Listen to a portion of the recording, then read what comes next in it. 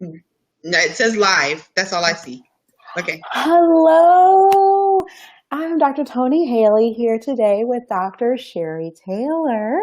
She is coming to you live from Hawaii, and I am in the Carolinas. So we are coming to you at 7:30 my time and more like 1:30 her time. This was a little coordination event, but we thought it was worth it. I am a board certified family physician, personal trainer, and lifestyle coach. I help female physicians who may be overwhelmed, overweight, who are struggling to try to figure things out and put their health as a priority, among other things. Through my coaching programs, I help them to visualize the possibilities, gain confidence, and ultimately live the life they envisioned before medical school. Today, Dr. Sherri, I want to introduce her. She's a maternal fetal medicine physician, and she is coming to us to share her thoughts on the boards. I say it that way because anyone who has ever taken the boards knows why I have the doom sound above that. So, Dr. Sherri, why don't you tell them a little bit about you, your background? Okay, so my background is basically I'm from Baltimore, Maryland. I know. How did I get all the way to Hawaii? Very circuitous route. I did medical school in Michigan State, undergrad at University of Maryland. I did residency at Lehigh Valley in Pennsylvania. And then I worked as a obstetrician gynecologist for 3 years at the University of South Alabama, or LA as we call it, Lower Alabama. And then I went to fellowship for maternal fetal medicine at UC Davis in Sacramento. And then once I graduated from fellowship, my fellowship director asked me to consider Hawaii because I was intent on going to the Southeast. And I came here and I loved it. And I've been here for approximately 4 years now. So aloha. Aloha. I have been to Hawaii and visited your wonderful, wonderful state. I have not been back, and I would love to do it again before you run away from Hawaii because there may be bigger, Oh, better things for you. I welcome the guest. I welcome you, Dr. Tony. Oh, I'm so excited to see you. So, all of that, like you said, I could barely keep up. Even though I already know you, I could barely keep up with all of that. But one of the reasons we wanted to come together today is kind of show people where you start and where you finish. You never Mm-hmm. know. You Yeah. never know. And all that education, talk to us a little bit about how it might not necessarily prepare you for all that it took to get to now. Well, it definitely, I did not take the path most traveled. I come from a background where I don't have a lot of money. I would be classified as that lower socioeconomic status. There's not many people, there actually is no one in my family that's a medical doctor. And so in going through the process, a lot of it was through trial and error, and a lot of it was through excellent mentorship. I have teachers and mentors who I'm consistently in contact with and who are like my best friends, and they helped a lot, but it's a lot of school. So you do high school, you do college. I took 6 years for college because I couldn't decide what major was the best one. I also did a post-bac program, which guaranteed me admission to medical school. And that was very helpful because it took some of the pressure off. And then I applied for fellowship in residency and did not get in. And so I went to work for 3 years as an obstetrician gynecologist and then reapplied and then got in. So, it's the road less traveled, but here I am. I'm under 50. I'm 42. Well, not quite. I will be. And I definitely feel like it was worth it to get to where I am today. And I'm very happy that I'm where I am. Now, let's stop and talk about that pause where you apply to do a fellowship. You probably have your heart really set on it. You know what you want now. You had that longer route and then you're like, I know what I want now. I apply. I'm really excited about my future and it doesn't work out. Talk to us about that. What were you feeling then? Well, it was definitely humbling, um, because I'm the type of person, I set my mind on something and I make a plan and I get it done. However, I will tell you that I do not put all my eggs in one basket. When I make a plan, I make a plan A, B, C, D, and E. So when plan A did not work and I did not get into fellowship, I then turned around and introspectively and asked other people what exactly it was that was not making me a great candidate. And part of it was the residency I was in was not associated at the time with a university. And most fellowship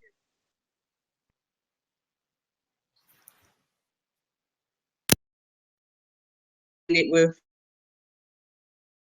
work in academic institution to help pad or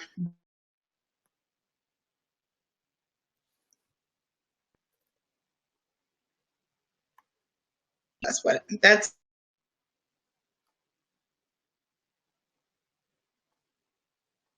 but if you're honest with yourself, most things, pretty much anything can be fixed. Yes. Wonderful. So when they gave you that feedback, what action plan did you take? So then I said, okay, what do I need to do to hi Teresa? So the thing I did was I then decided, well, I need to look for a job at a university. And so that's what I did. And I applied to a bunch of different universities, and actually the very first university was University of South Alabama. They offered me the job the day I interviewed, and I took it. So, yeah. Mm-hmm. So, somehow I've lost volume here. I don't hear you.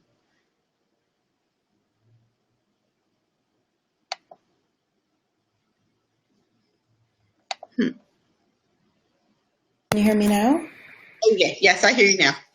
I'm not sure what's happening. I borrowed my earbuds from my favorite husband. But if you can hear me, we'll just keep it moving. So yes, I hear you now. Great. I'm hearing different things that I didn't know, but I know there's a theme of you just kind of saying, "Oh, right, well, maybe there's a better plan for me. Mm-hmm. Maybe there's a different route for me." So when you had to reroute with the failure, that's a failure there where you're like, "Oh man, I didn't get in. Let me regroup." You ask for positive feedback. When you went, what did it open your eyes to when you went to the University of Alabama?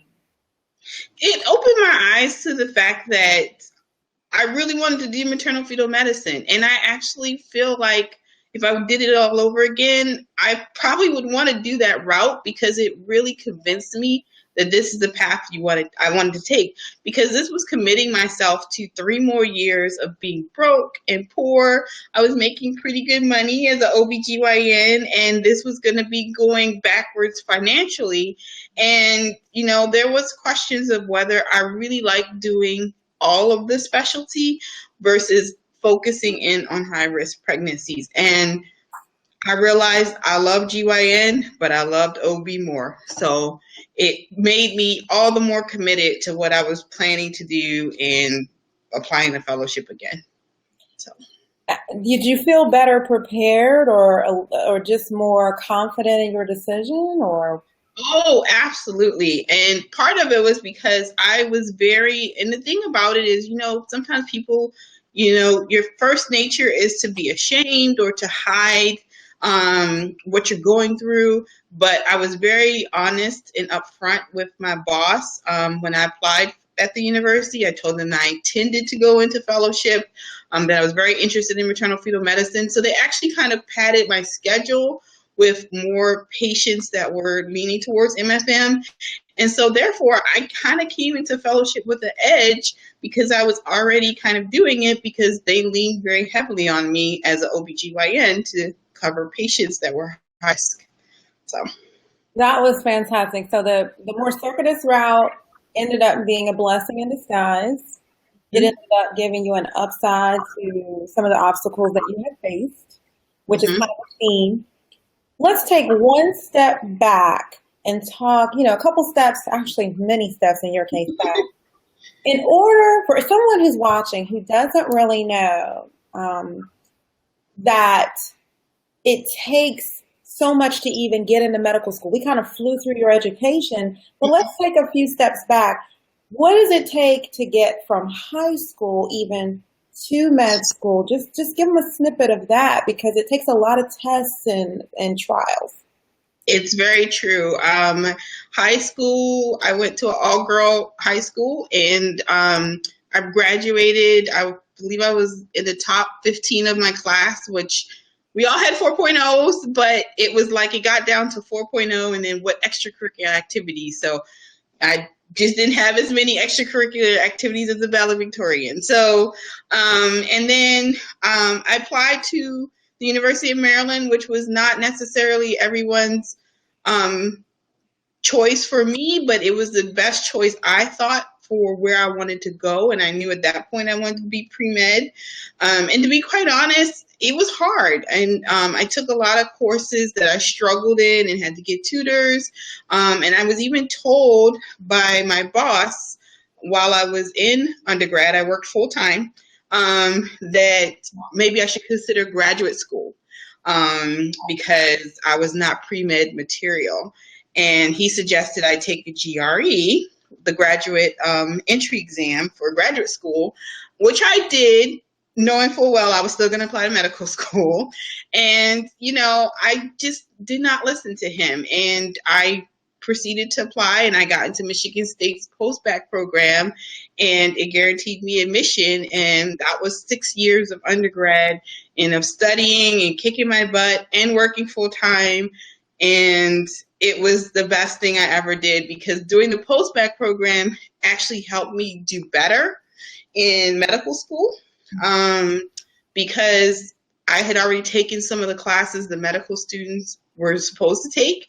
And so then I could actually work and be a tutor, a paid tutor for like anatomy and some of the other classes that the other students were taking. So fantastic. So there are going to be those people. You mentioned a few words that, let me read you a quick quote of something that someone said to me.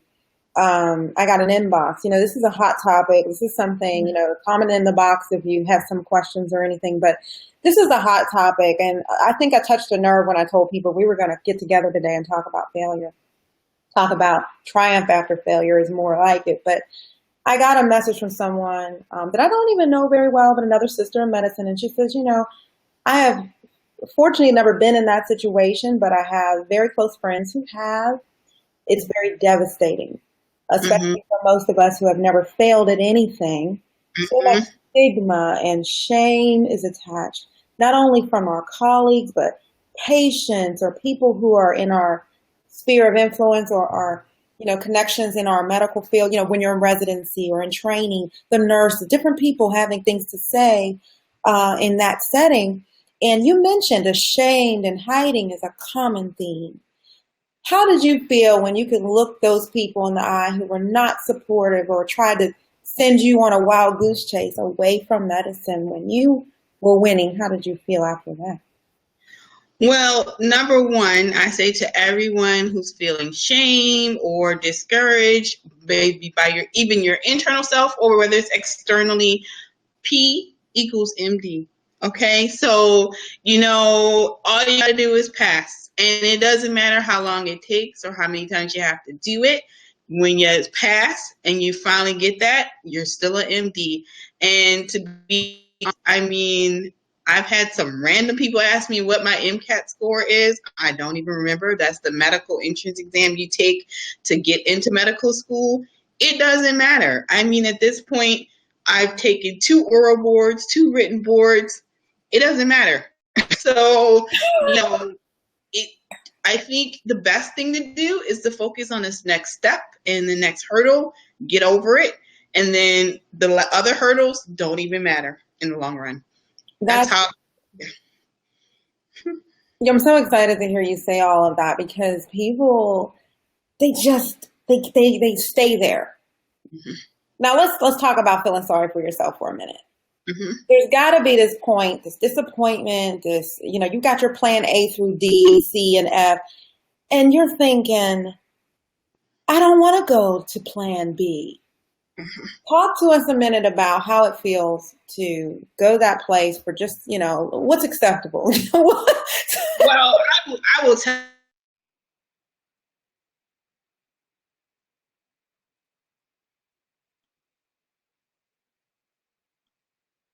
Didn't even know what to say. I didn't know what to do. I felt horrible. I was trapped in Dallas in a hotel room, and I just kind of walked around, and then I was like, how am I going to tell people that I didn't pass? And all these things are going through your head, and it's hard because you're sitting there thinking, like, how am I going to do this again? Not to mention the cost, the time, the energy. And it kind of puts a bruise on your spirit. And, but at some point, you have to pick yourself up by your bootstraps, as my granny would say, and say to yourself, I can lay here and I can feel sorry for myself, which will get me nowhere. Or I can sit down, I can make a plan, I can assess myself, my environment, my circumstances. What things could I have done differently to make it more successful the next time? And, that's basically what I did. Yeah. It's amazing how we don't always, I'm interviewing you today, and you may have been even like surprised, like, okay. But it's because people who are in it can't see the road the way you see it looking back. Mm-hmm. For me, it was step one. Mm-hmm. I was going through so many changes. I was getting divorced. I was living with my parents. People were not understanding. I didn't have doctors right there, my immediate family. My family was trying to be supportive, but at the same time, they're like, what is going on with you? How come you didn't pass this test? You've been so on it.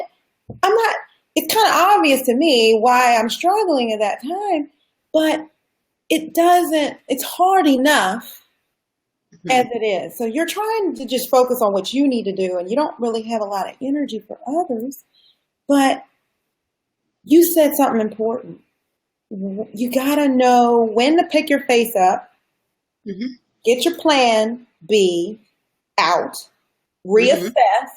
And you did a very important thing more than once. You mentioned you got tutors, you asked for help. You every time you run into this problem, you reached out for help. And another thing is learn to say no. I don't know how many people out there are like me, but I am a chronic people pleaser, and I will say yes to all kinds of stuff. And quite honestly, that was probably about 50% of what got me into the situation that it did. I was buying a house, I was working, I had new titles as a director, and people kept piling stuff on my plate. They didn't care I had a test.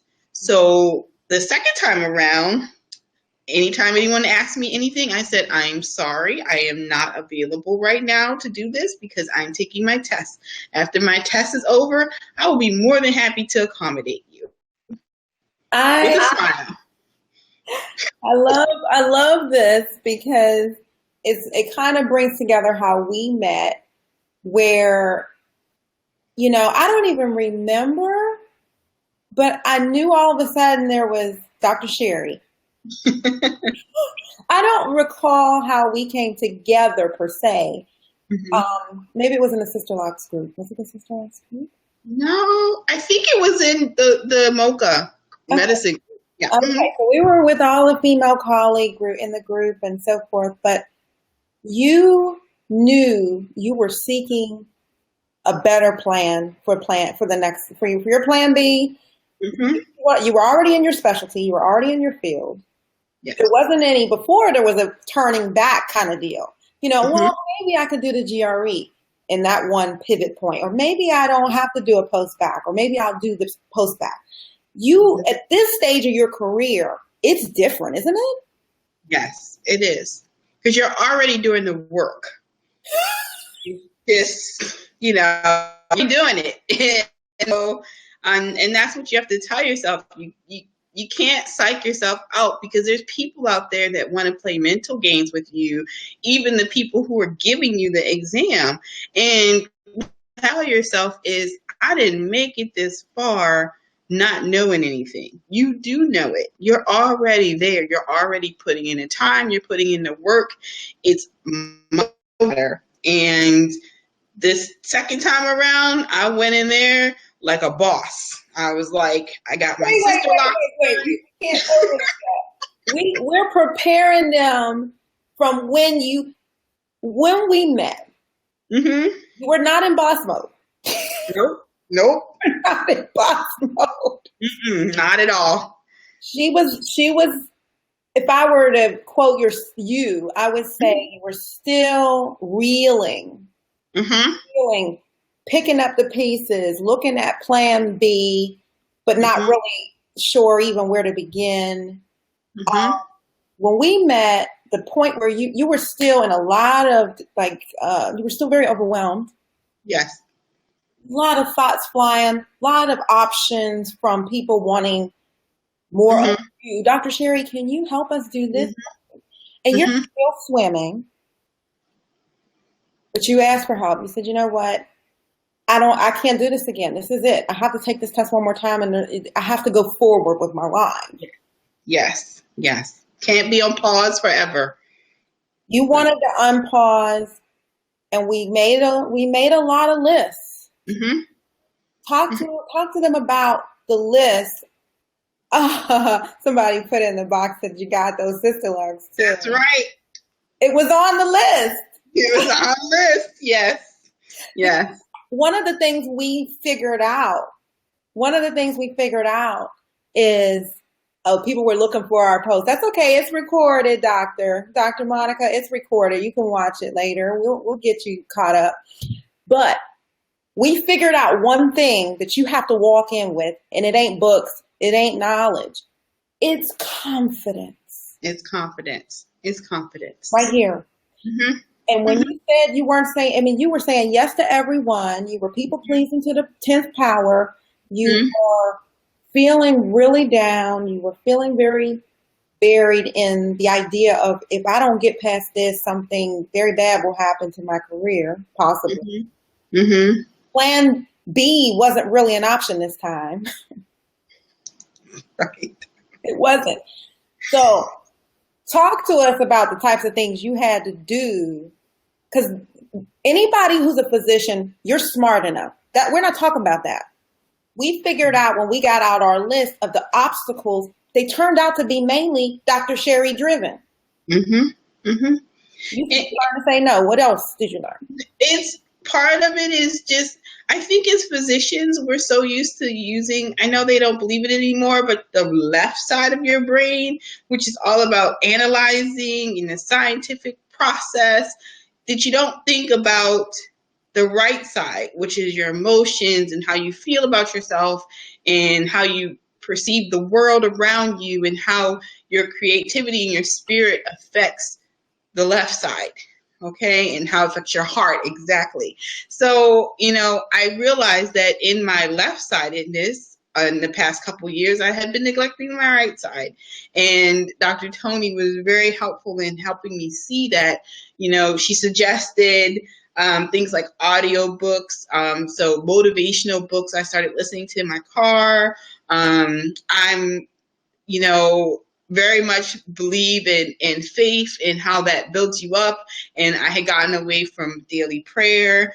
Some people may want meditation. Whatever it is that rejuvenates you, that's what you should do. And I made it a purposeful thing to take care of myself, my spirit, my soul, my emotions first.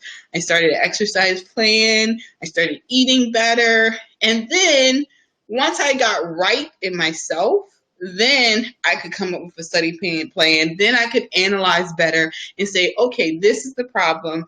I need to say no, okay, and I need to stick to it. So that's how I got from overwhelm to sister lock boss. There you go.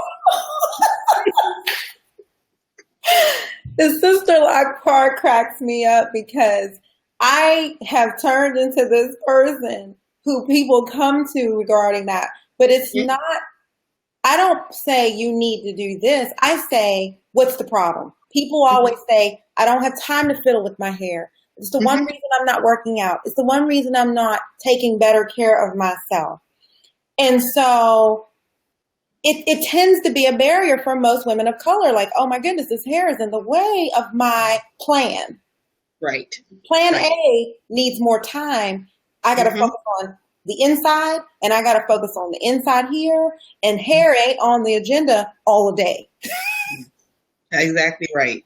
And it's not for everybody, but for me, it has done wonders in like time management. I just mailed my sister a whole box of all of my hair supplies, and she's ecstatic, but I'm glad to get it out of my house. I don't need it anymore. I don't. You know what? But Miss Dr. Boss, Dr. Boarded Boss. Oh my goodness. So let's do a quick comparison. How did you feel when you failed initially? Probably, pick some adjectives you felt at that time. Despair. Definitely still felt the shame. I felt the whole world was crashing down. Like, what am I going to do now? And mostly it was just frustration with like myself, the system, how it's all done. It just, I'm frugal. My dad says don't call us cheap. We're frugal. And so I'm just like, the money I felt like was wasted. And so all those things those are the adjectives that are running through my head. Like, this is so expensive. And now I have to do it all over again. Yeah, but when it was time for you, let me see, I took a little note. When it was time for you to focus on yourself, when it was time for you to say no and prioritize what is going to help me get to plan A and anything else isn't on the list. It was time for you to focus on your physical health, eat better, sleep better, all of those things. I notice a change right now. You are strong. You are saying powerful words, right? Once you figured it out, you're back to unstoppable Dr. Sherri.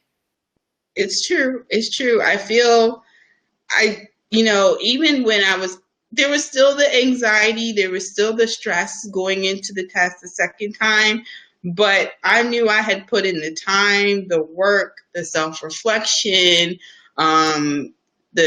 made the necessary changes in my life, in my circumstances.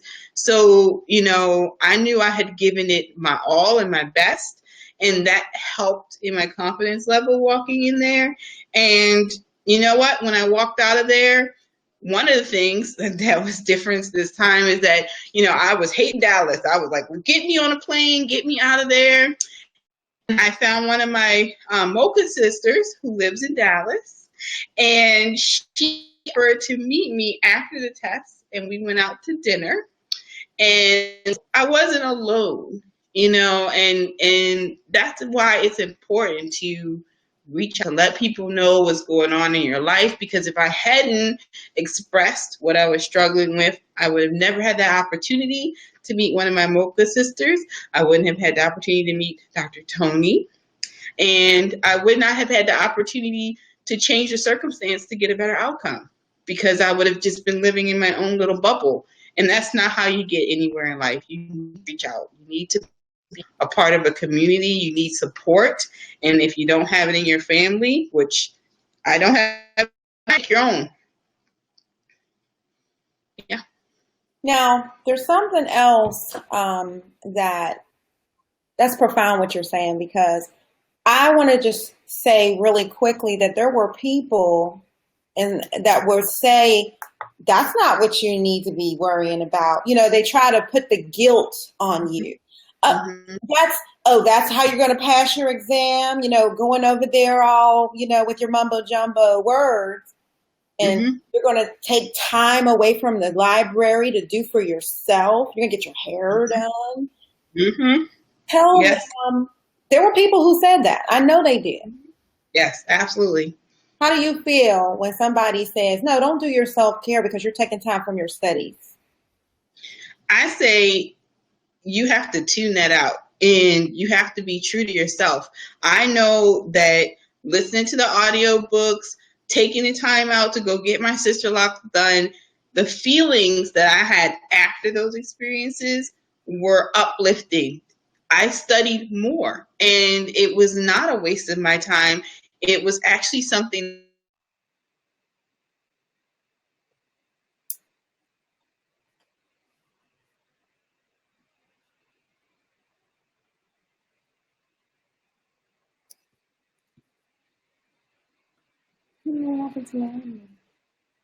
Spirit and know what's the best thing for you and do it.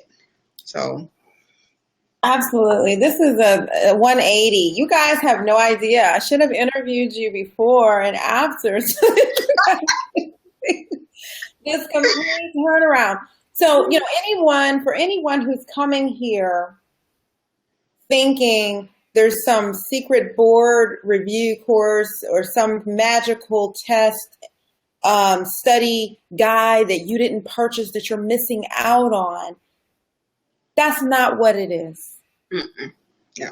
That's not what it is. We're asking you to consider the idea that an approach that is more introspective, more centered, reach out for help. That's where people go wrong. They don't want to say they have a problem. So you said it. They don't want to reach up and raise their hand and say, yes, it's me that needs help. They don't want to do that. Right.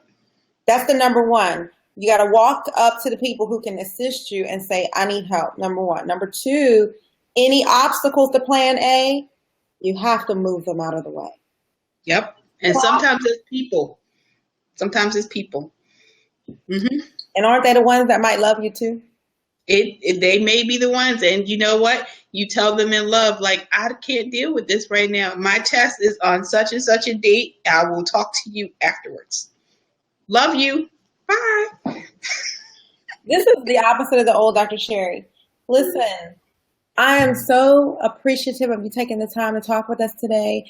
I want to say that if other people are ready to take hold of their mind, their mindset, get involved inside, figure out how to take control, how to be a boss doctor. Because what would you call yourself before, Dr. Sherri? What would you say was your before name?